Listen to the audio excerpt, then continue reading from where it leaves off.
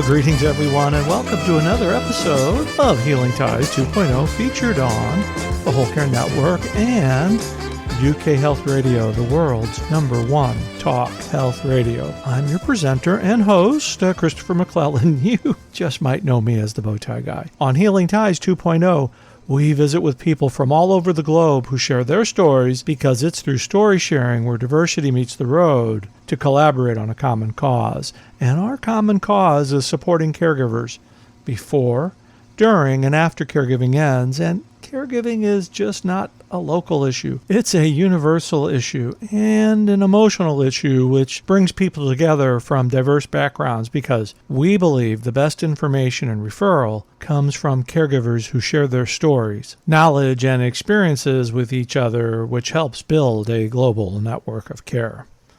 On today's episode, I am absolutely thrilled to welcome my new friend and dementia care expert, Judy Cornish from the Dawn Method. You know, we've all had the experience after talking to someone for the first time, and you realize there's an instant connection. That's what happened after my first visit with Judy just a few months ago. It seems like we've known each other for years. Judy is one of the leading experts in the field of dementia, and her soothing tone and genuine care for others has led her to develop the Dawn Method. The Dawn Method is the kind, strength-based, person-centered approach to dementia care that trains families and caregivers to recognize the skills dementia does not take away. I know you are going to enjoy my conversation with Judy as much as I did. And we'll see you on the other side of the show. Well, greetings, Judy, and welcome to another episode of Healing Ties 2.0. It is great to visit with you today. Thank you, Chris, for inviting me. I've been looking forward to chatting. Me too. I just have enjoyed our chats, and I love the work that you're doing.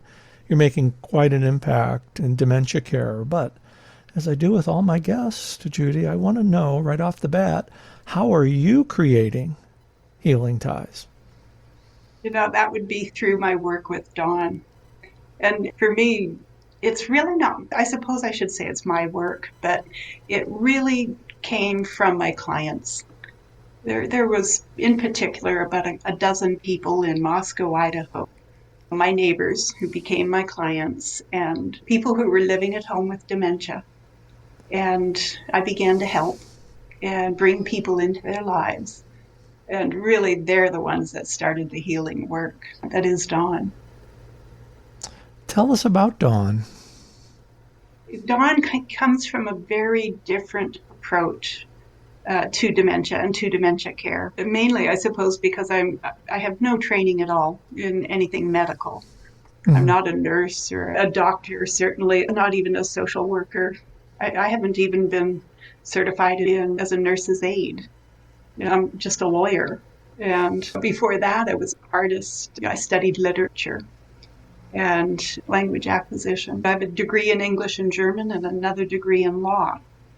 That when I began trying to help my neighbors in that small town of Moscow, Idaho, with my background, to me, it just looked like they were experiencing something. And at first, it reminded me of how I felt when I first went to law school. It didn't look to me like a disease. So that's what makes it different. And over the years, talking with people, learning, and of course, after I'd written my own books, I started reading all the books on dementia care, Alan Power and Penny Garner and all these different approaches. And what really struck me was that if you start with a framework, or you start with a model, whatever way you define the problem, right, determines the result. And so really what I've done with Dawn is redefine the problem. Take it from the realm of disease and medicine and put it into the realm of human experience and how we feel when we lose skills and how we can help each other and how we accommodate each other anyways, normally, when dementia isn't a part of the picture. I just love this redefining the problem. And I think the other thing that you said that really kind of hit home, for me and all of our listeners, I'm sure, is it didn't look like a disease. No, it sure didn't. The way I got involved I thought I was semi-retiring and was just going to practice law and be an elder law attorney in this lovely little town and have a much quieter life than I had in Portland, Oregon. And it was a neighbor, the woman across the street, and she'd be out there watering her tomato plants, and I'd be puttering around, so I'd pop over and say hello. And I think she's probably in her mid to late 60s. I was early 50s. And she was great. She was funny, full of energy. She'd tell me that she was out there watering her tomatoes. She hated gardening, but her husband had the green thumb, and he was gone. And she said she'd stand out there and time herself. And I realized she was pretty forgetful. And then when she invited me inside, I saw she had the most intricate, complicated system of sticky notes, calendar, day timer, notes everywhere. And I realized she was this incredibly bright, intelligent person managing memory loss all by herself in the house she lived in for more than 50 years. And that's not disease. That's right. Brilliance. That's really exactly. She was aware. Oh, yeah. Yeah, she did not have any anosognosia. She knew, and she'd tell you. She used to say, I have to run a timer for everything, and she carries sticky notes around in her hand. And she used to say, boy, I'm not good at very many things, but I'm really good at forgetting. So, a positive outlook on something that's right. I'm thinking about this as oftentimes when you don't see something or see that there's something wrong, whether if you have a broken arm, you walk around and people recognize that you've got a cast on, something's wrong. Right.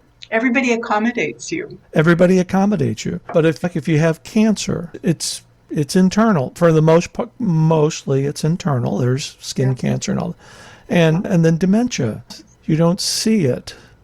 No, and yet even with cancer, eventually you'll begin to lose your hair or you become weaker, and then people recognize that. But with dementia, somehow, I think we're just really confused by what it means to lose skills rather than gain skills. Like we're totally on board with kids. Kids gain skills. Children learn. They grow. They become better at things. They use better judgment. Well, actually, not until after the frontal lobe finishes developing somewhere close to the age of 30. But we are on board with people getting better at living life or accomplishing things or doing things. But then we get all confused because when we become elders, instead of getting excited and embracing this third stage of life, when we get to stop being so active and slow down, and instead of being forced to accomplish and do things all the time, now the role is to be rather than to do, and to share rather than to gather. And we've lost that. Yeah, and we're always so busy that we don't take the time. And the example I like to use is standing in a checkout line. Whether it's a grocery store or a department store, when we used to go, be able back to go. In that day, the post office. And for people who are aware of challenges of the disease that either work in the field or, and when you see that somebody's struggling at a checkout counter, and then you recognize the person who is trying to wait on them doesn't have a clue. Not a clue. Doesn't have a clue of what's going on and is getting aggravated. Right. And they get aggravated in seconds. Right. We can't even give another human being a minute. We're just not self-aware that we're not. There might be, and there probably is something going on with this person that's causing that type of behavior. Yeah. Yeah, we've lost. Actually, I think that's really the core of it. That we don't understand our own cognitive skills. We don't understand how our brains work. Mm-hmm. We don't understand really who we are. And so we're confused, and we think that we have no value unless we can do things and do them well and accomplish things and make money and produce. But it's always about producing. Right. But the value is in the person. So that's how we The, begin, by val- devaluing ourselves. the And then, value is in the person. right. That is beautiful. Yeah. But if you focus too much on technology and capitalism, we take our eyes off ourselves and off our companions, and we forget that it's all in companionship and humanity is where there's real And, enjoyment, and we beauty. forget about our compassion as well. Right. Yeah. Yeah. Oh, goodness. I, as my listeners know, I did not, my caregiving experience was more in and around cancer. Mm-hmm. And I've been blessed and being a caregiver advocate where I talk to caregivers who are dealing with somebody, a loved one, a wife or a husband or a partner, that dementia. And there's a lot of similarities, but there's a lot of differences as well. I wonder if you could talk a little bit about that. For me, the big difference is whether or not there's a chance of curing or treating something that we experience. Mm-hmm. And to me, that's partly the trouble with the way we define dementia. Right. Here in the United States, we're really good at this disease model. So we go to the doctor, we want a diagnosis, and we want to understand. And it's so appropriate with cancer. I need to know exactly what kind of cancer it is, and where it is, and whether it's spread and how far along it is. Once we know that, then we can have an intelligent conversation about the options. Right. And so then you get on board with the medical experts and you start going through and pursuing as many treatments that are appropriate. And we are hoping for cure. If not cure, at least we can hopefully have it go into remission for a period of time. Mm-hmm. And so that's where using a medical model is really appropriate. That, like with dementia or with aging, Right. there's no cure, there's no Cure. treatment.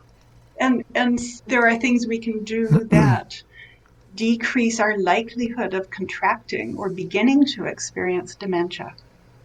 There's possibility that there are things we could do from a lifestyle perspective that might slow the progression of dementia. But dementia itself, maybe we'll find a cure for Alzheimer's disease. Well, that's good. And then we'll cure the Alzheimer's disease incidences of dementia, but not all the other dementias. Not until we cure all the diseases in the world, Parkinson's, cardiovascular disease, everything, and change our lifestyles and start eating better food and stop having to spend our adult years sitting at a desk. But there's no cure. There is no cure. Mm-hmm. Yeah. And we're so focused on curative care, while there's a palliative care and hospice are trending upwards, it's still often unknown. Unknown, yeah. And I think the hardest part is at the beginning, when we first get diagnosed, when we first come to understand that we're going to deal with something, be it if it's cancer, everyone in the family, we all focus our attention on treatment and working together to support the person. But if it's dementia and we use that same approach and our focus is on, okay, we know what it is, now what can we do to change this person back to the way they were? That then sets us up to constantly be approaching the person as if they can be changed. That's a common thread in caregiving. We want to take our care partners, and I'm using the generic word there. Yeah. We want to take our care partners back to where they were before. Right. And we can't. And we can't. And it's it's just real hard to grasp and accept that while you're in the midst of a crisis. And in the midst of watching somebody you love and care for change right in front of your eyes. Right. I'd love to have Richard back, but I don't want him back the last 6 months, but right. Yeah. Yeah. Yeah, to me, the difference is, and palliative care and hospice care embraces the idea of care rather than Right. treatment. It's what's the goal? Do you want to change the person back to what they were before? Because there is a chance we have treatment to apply, or once there is no treatment, once there is no cure. Now we are looking instead to change the environment to help the Right. person thrive while they go through the changes we cannot save them from. That to me is the difference between using a model that where we are pursuing treatment, change the person, or Right. use the model care where we are changing the environment to support the person. Because we all, well, I shouldn't be so general when I say we all, but we tend to think that our caregiving cape is unlimited and we can just snap it and everything's going to be okay because that's how it's been before. Yeah, but you can't. It's a walk. It's a journey. It's a journey, and And that's why we do these podcasts and connect with awesome people like yourself who are making a difference, creating healing ties, because it's so important for folks who are involved in it, who are coming before us to hear our stories, because I think that helps people be just a little bit prepared for something that's going to really impact two or more lives. right, yeah. Yeah, especially spouses, partners, when it's two people together, and it doesn't matter what condition or what disease you're dealing with. If one experiences it, so does the other. Yeah, it's like having two relationships in one. That pre-established partnership, marriage that was already there. Then all of a sudden, this caregiving thing, whether it's dementia or cancer or whatever it Yeah, could be, it impacts and changes relationships.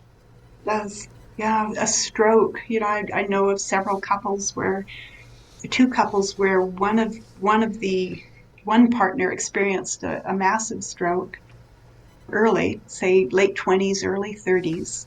And now these couples are in their late 60s. And so they have, my one friend, he described it. He said that we had our marriage, 1/3 of our marriage before, and then 2/3 of our marriage after, and everything is divided by that event, by the stroke. And all the years since have been supporting something that cannot change. You are such a delight to talk to. Let's dig in a little bit more about the Dawn method and talk specifically about the process and what you've created. Okay. Yeah. So to me, and this being untutored in medicine, from the Mm-hmm. beginning, I could just see that. And actually, I couldn't put my finger on it, but I knew that my new friends, because very quickly, well, what happened was my neighbor across the street, her daughter showed up and said, Mom keeps losing the car. We're going to put her in a care facility. And I said, oh, goodness, don't do that. No, I'm not working. She needs to buy groceries. I'll go with her. If she wants to go swimming, I get up early. I'll drive her. And within weeks, I was looking after a number of people who were living at home and the kids lived elsewhere and they thought they were getting a little forgetful. Mm-hmm. But this right away, I could see not that anybody had a disease, and certainly not that any of these lovely people, my elders, all of them, certainly not that they were becoming crazy, doing inexplicable things for no reason at all. I didn't see anything like that. And in the back of my mind, I knew that was how dementia was described or seen. Mm-hmm. That wasn't happening. Everybody was very emotionally uncomfortable, distressed, and stressed by what was happening. And I couldn't put my finger on it, but I finally realized that's what it felt like when I went to law school after studying art and language and literature and getting a degree in German and English languages. And then on very short notice, I ended up about to lose a scholarship, and the only thing open was law school. And so off Mm-hmm. I went. 3 weeks notice, I'm sitting in law school feeling like, what happened to me? What What happened? happened to my life? And immediately I discovered that my way of thinking My use of intuitive thinking skills wasn't welcome. It didn't work.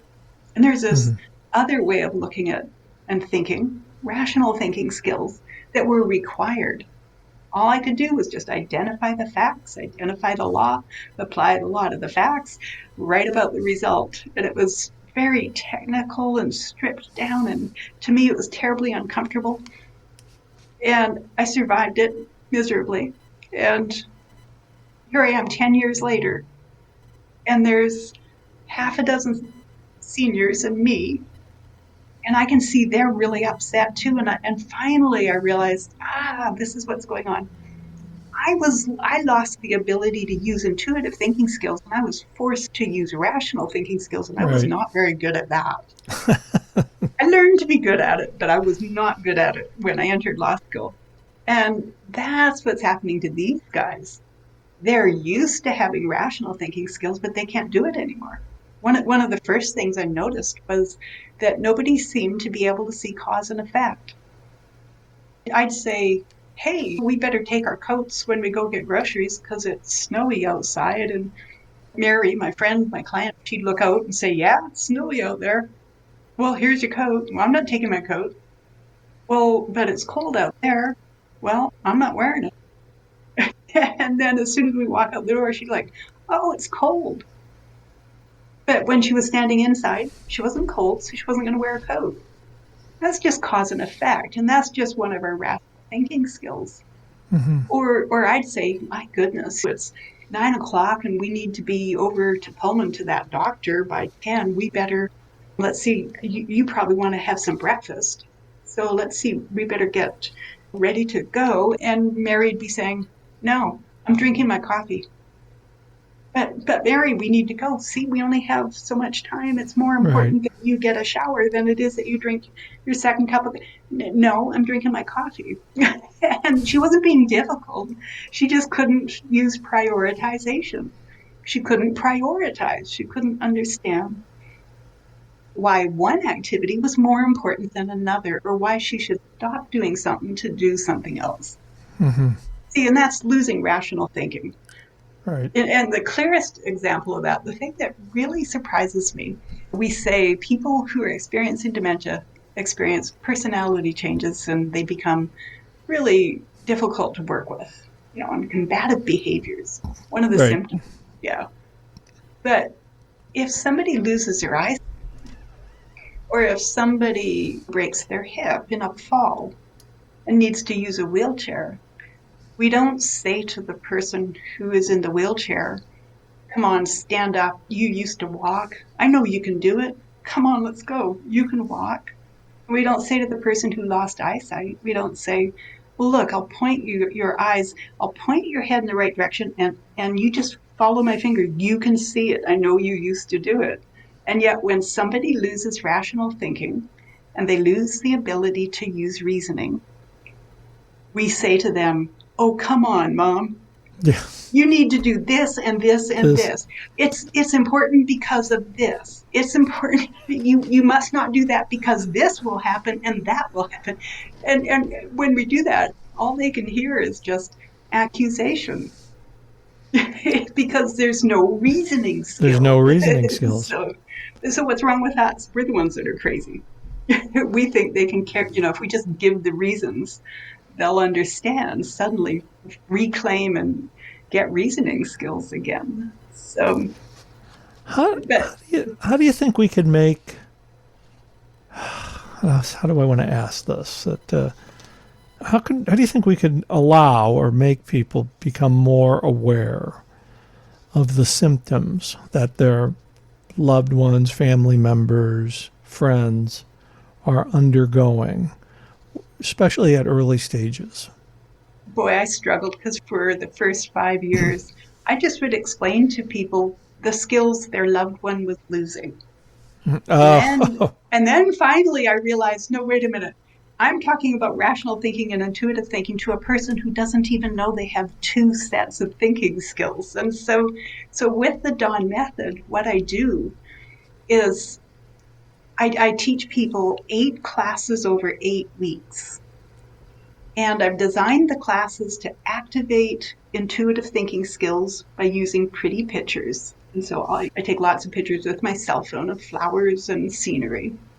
And I don't use pictures of nicely scrubbed seniors and nurses' aides with scrubs and name badges. I use pictures of beauty. And I teach these classes over 8 weeks, and we start by, I introduce, this is what a person loses to dementia. They lose rational thinking skills, but they do not lose intuitive thinking skills. And yes, those are thinking skills.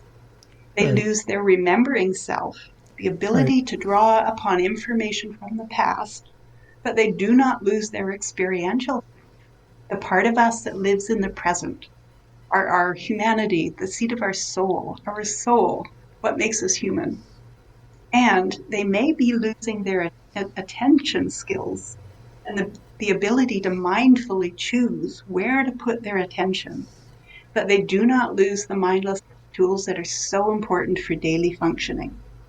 So then I planted the seed, and now the person is beginning to think, that's right, we've got cognitive skills. And then through the 8 classes, and I identify the 7 emotional needs of dementia. Primary needs are security. Our secondary needs are well-being. That we trace, and gradually every week I introduce more of a picture and an understanding of our human cognitive skills. And as I do that, it takes 8 weeks. People always want me to teach, 2 hours Friday night, 6 hours Saturday. Just give us the slam, bam, Just give us overnight course in Dawn method. And it's like, no, that won't work. It takes 8 weeks because this is a journey. It's just like life. It's right. You just can't rush into this to be able to grasp all of it. It takes that time to absorb what you've learned, reflect on what the situation is that you're dealing with, and then apply the skills that have come from that experience. You just can't sign up for the weekend and figure it out. No. We become so accustomed to productivity that we think of ourselves as if we are machines. And so we're machines that can be used to get things. And so we think we can get happiness or we can get healing. Well, we can't. I can't get that out. I can't get that out of a vending machine. I can't press the happiness button and put in the right amount of money. Put in the right amount of money. I think I'm up to like $1 million right now. That's right. Yeah. We're complicated. We're complex. The human being is far more complex than a machine. Right. And we do need to understand ourselves. We need to understand just the basics of how our cognitive skills enable us to interact with the world. And if we don't, we lose empathy. We lose compassion. The world is getting back to empathy these days, but we had lost empathy for such a long period of time. And if there's anything good that's coming out of what's going on now with the coronavirus, with the people are starting to reconnect, and there is a little bit more empathy that we're noticing. And I think it came from being forced to slow down. I think maybe you told me this in one of our conversations, that old saying when people ask, "Oh, how you doing today?" Well, I'm fine. This past year, people are thinking about how to respond to that question. Yeah. They're not as apt to say, "Oh, I'm fine." They're apt to say, "You know what? I'm struggling. Yeah. I haven't been to work in X amount of months. I've had numerous friends and family with COVID." People are stopping and having those honest conversations with each other, but most importantly, having that honest conversation with themselves. With self, yeah. Because if we're busy, we don't have to think about very much. We just keep doing. The worst commute I ever had was after law school in Portland, Oregon, and I had to commute down to the courts to be a law clerk in the courts down in Salem. 2 hours down every morning, 2 hours back, 9 hours at the courts. You know, you have to take an hour off for lunch because that's Yeah. part of the laws. And that means there is no time to live. Right. That is a 13-hour day spent on working or getting to work, being at work. So there's not much left for life. And I think this is one of the things we're the most confused about.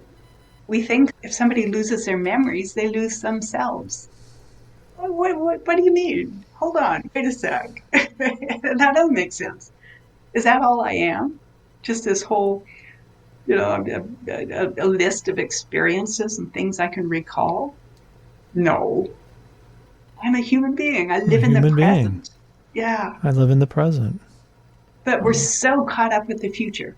We're saving for the future. We're planning for the future. We're going to have a good life in the future after we get to quit the 13-hour days. And we're so afraid to let go of the past. But The, our present is nothing. yeah, Present is being the future is today. preoccupied. That's right. The Yeah. future is today because you don't know about tomorrow. And it's been hard for me to adjust my mindset. It's just kind of live in the moment.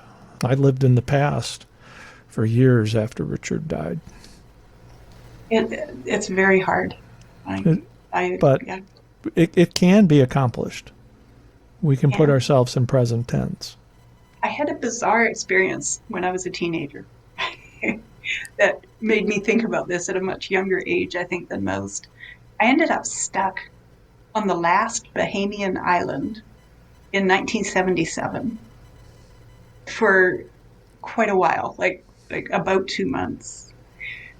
And at first, and now wait a minute, this is Crooked Island before the Bahamas were developed into a suburb of America. This is back before there were marinas or condos, It's not the even British really Virgin a Islands town. we're talking about. So No, no. this island. There was a couple of cottages. A few Canadians would go down for the cooler seasons. And there were some people that lived there, one family and primarily that did. But I got stuck there and we couldn't get off. And every Saturday there was Marine Band, and every Saturday evening at 6, I think, the local man, Wilfred, would get on Marine Band. And they'd patch a message up to Nassau that there were a couple of Canadians that really wanted to get off the island. Could they send a plane? So what happened during those weeks was I learned that every day the sun will rise. Every day I will get hungry. And every day before it's too hot, you'd better go fishing. And you better be thinking about how much food there is and where you can get the papayas and where the lines are and whether or not, and if you can't catch a fish, maybe you can catch a fish, but you can't get it into the boat because the barracudas eat it off the hook. Then you have to go and dive for lobster because you will get hungry. But I learned at the ripe old age of 17 that life happens in the present. And I remember sitting at some point, maybe 3, 4, 5, 6 weeks into this experience and thinking, watching the sunset, because that was a big deal. Watch the sunset. It was beautiful. Every day different. But I remember thinking, they lied to me. It's not true. I don't have to spend the rest of my life in a cubicle at a desk. Right. I don't have to go to college and get a degree. Right. People can eat without doing that, and they can live in beautiful places, and they can have lovely lives. They can have families. They can have children. They can enjoy living in the present. And so I was kind of a late bloomer. It took me a while to get my head around North American life. But this is where healing lies. Healing is in the present. Healing is in the present. Beauty is in the present. Companionship is in the present. We live in the present. That's where our hearts are, and that's where our minds are. And that's what we are equipped for with this various cognitive skills that we have. So to find respite, if you're a caregiver, you have to be in the moment, and you have to choose to use that moment to pursue love, beauty, companionship. And if you don't, you've lost your chance, and there will not be respite till the next moment. And then you get to choose again. That's beautifully said, Judy. So many of us, we sit and we think, my life is terrible right now. And maybe it is really, really terrible. My heart is breaking right now. It is. Right now, my heart is breaking. But what can I do right now in this moment that will feed my soul? You have to look in the present, in the moment. What's around you? What can you What's see? around you? What Reach can you out. hear? Yeah. What can you taste or touch? Smell? Oh, that's the only place to find it. Oh, goodness. Such beautiful words of wisdom. Wow. I think this is really the best time for us to take our break. And it's such beautiful words, though, Judy. Let's take our break, and then we come back. We'll have a little bit more conversation about this. But I always ask my guest about a fun fact, but I think you revealed a fun fact here earlier, but we'll pick up on that when we return. So you're listening to Healing Ties 2.0, featured on the Whole Care Network and UK Health Radio, the world's #1 talk health radio. We'll be right back. Everyone has a story, but not everyone gets a chance to share their story. So we're going to give you that chance. We want to hear about your story. We want to know how you're creating healing ties in your life and in your community. Email the bow tie guy at healingties.com and indicate if you'd like to be a guest on the show in order to tell your story. To your health, happiness and prosperity. Coming up next week on Healing Ties. With Alzheimer's, at least how I understand it, there's the genetic Alzheimer's and there's non-genetic Alzheimer's, and I happen to not be genetically have the genetic disposition to have Alzheimer's. So it wasn't the first place they looked. They thought I might have had a traumatic brain injury or something else that was causing memory issues. And then once they finally got in and got CAT scans, they saw that I had symmetric frontal temporal lobe degeneration, and they saw that my memory center was already in the process of dying. So I'm already well into the disease of Alzheimer's at 40. I guess at the time I was 41 when I was diagnosed. Gary Joseph LeBlanc here. I'm going to be on an episode of Healing Ties coming up. If there's any episode you do not want to miss of Healing Ties, this is the one you do not want to miss. We've got a great show on early onset dementia. It's so important. We got an amazing guest coming up with us on it. You really do not want to miss this episode. Be sure to tune in to our next episode of Healing Ties as we visit with David Benedetto, who has been diagnosed with early onset dementia in his mid-40s, and dementia care expert Gary Joseph LeBlanc. From the Dementia Spotlight Foundation and Dementia Mentors, you do not want to miss this episode.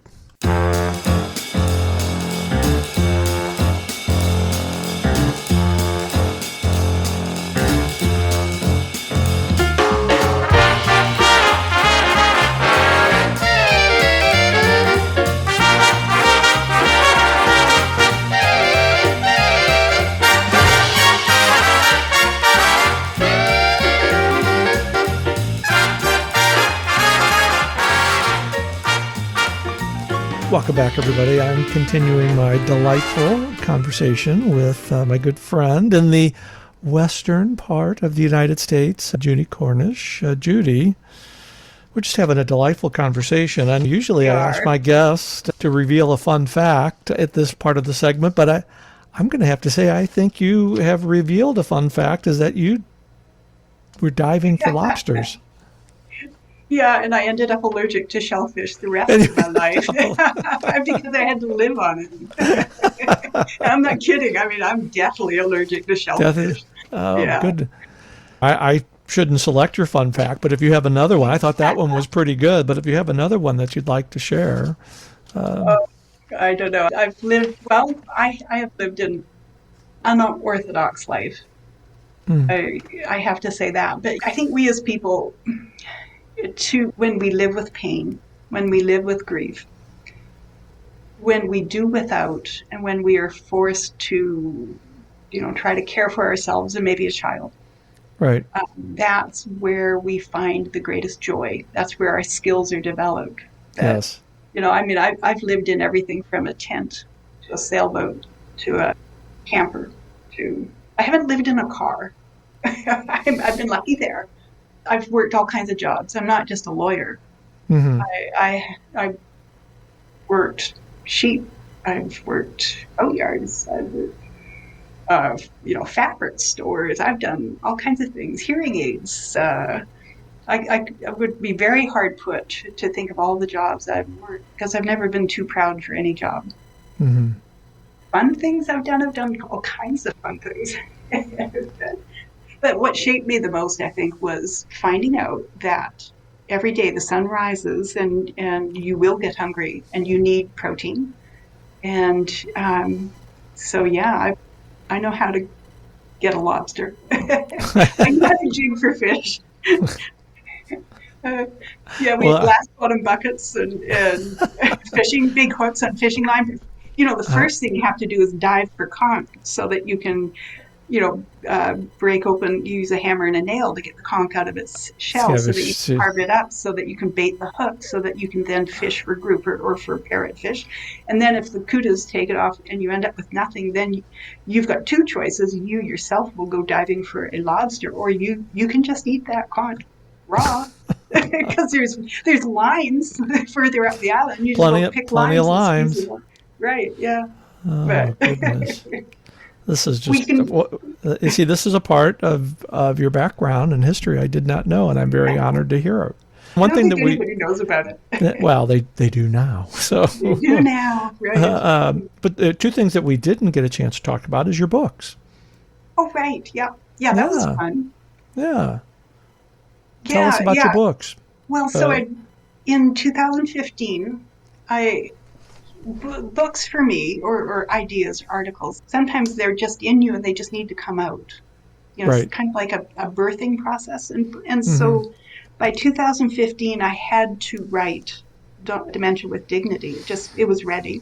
And I sat down January the 2nd, and I was staying in a fancy hotel down in San Francisco for 6 months. That's another long story, but I wrote from January 2nd to May 2nd, and I wrote the 13 chapters. And I just wrote every day from about 8 or 9, wrote for 6 or 7 hours. And then I was going to publish it, and a friend of mine who's in marketing said, because I was learning how to publish and learning all about what would be the best way to go. And he said, well, look, Judy, I'm sorry, but you wrote the wrong book. You have to write another one first. You can't put this one out first. You have to put out another one first to explain what you're talking about. And so then I just sat down and wrote the Dementia Handbook as if it were a memoranda for one of the justices at the Supreme Court, the Oregon Supreme Court.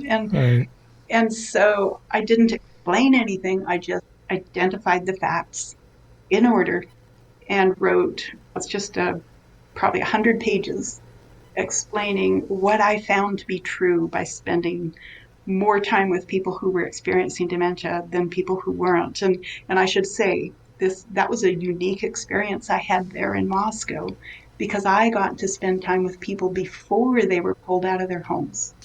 To see dementia. To see it firsthand.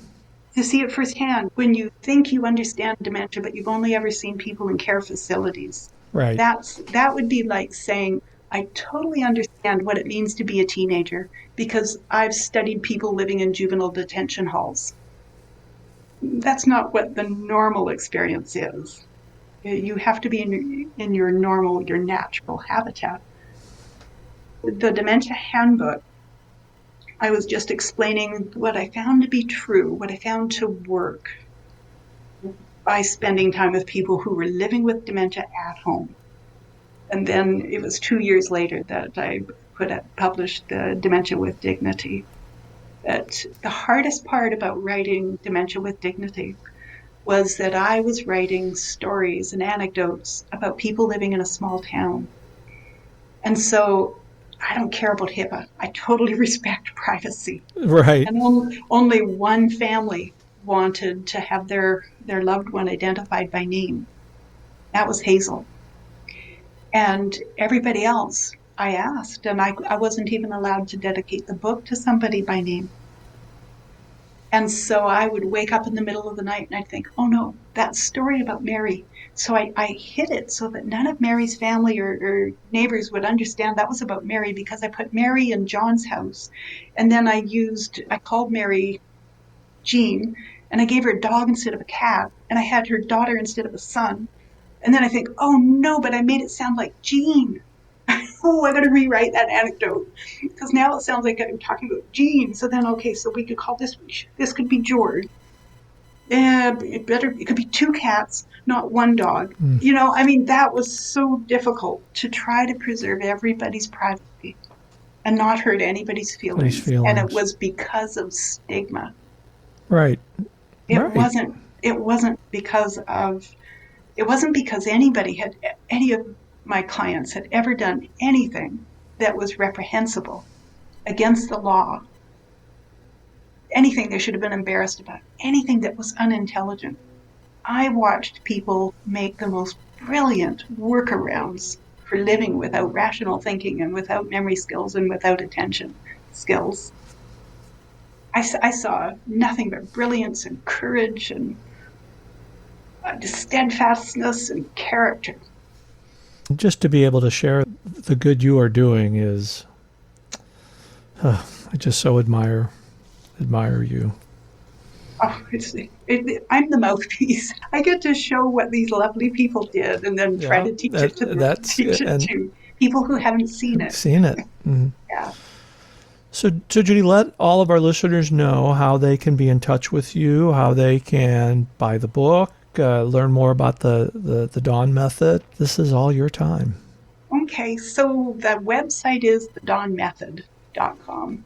And Dawn, I should probably say Dawn is the acronym DAWN. Right. That's for Dementia and Alzheimer's Wellbeing Network. It's totally a work of my heart. Both of the books are available on Amazon. You can usually find me if you just go on Google and put in Judy Dementia, and a whole bunch of my links come up. A whole bunch of your links come up. Mm-hmm. Yeah. The email address is on the website. It's just info@thedawnmethod.com. Info@thedawnmethod.com. We've got, it took me a long time because I had to learn how to publish books and how to write books. And then I had to learn how to record videos and make videos. And I had to learn how to use PowerPoint. But eventually I figured out how to do all of that with the help of many people. I have to say, you're the first person that I've ever met that has dived for lobsters and learned video.